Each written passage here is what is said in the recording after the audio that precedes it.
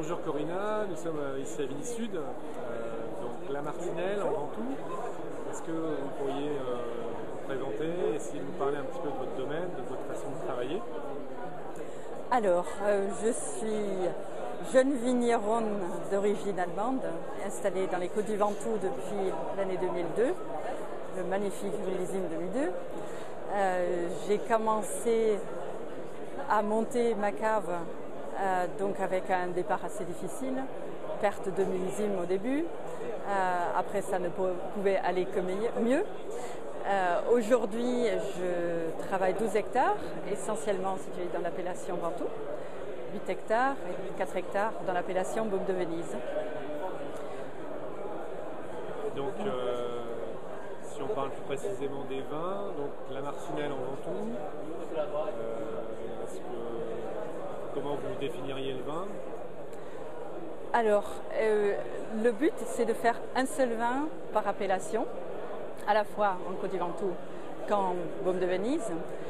J'ai un vignoble qui est relativement homogène, mais quand même avec beaucoup de nuances que j'essaye de mettre en avant, tout en travaillant le plus naturel possible, à la fois au niveau du travail dans les vignes que dans la cave, au niveau des vinifications et aussi des mises en bouteille. C'est des vins qui sont dominés par le grenache, le Ventoux encore plus que le Baume, à 80% à peu près dans l'assemblage des Ventoux. Donc j'ai envie que ça soit un petit peu autre chose que le Ventoux classique qui est sur le fruit, facile à boire. Certes, c'est très important, mais j'espère qu'il y a quand même un joli caractère derrière. Je pense qu'il est, grâce au terroir qui est à la base, qui est quand même la base essentielle du vin.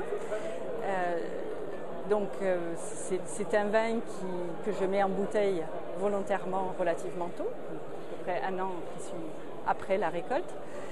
Et je veux être dominée par le fruit avec même le caractère un petit peu d'épices, de terroir tout simplement. Et sur Baume, les différences, c'est peut-être au niveau de l'encépagement, du terroir?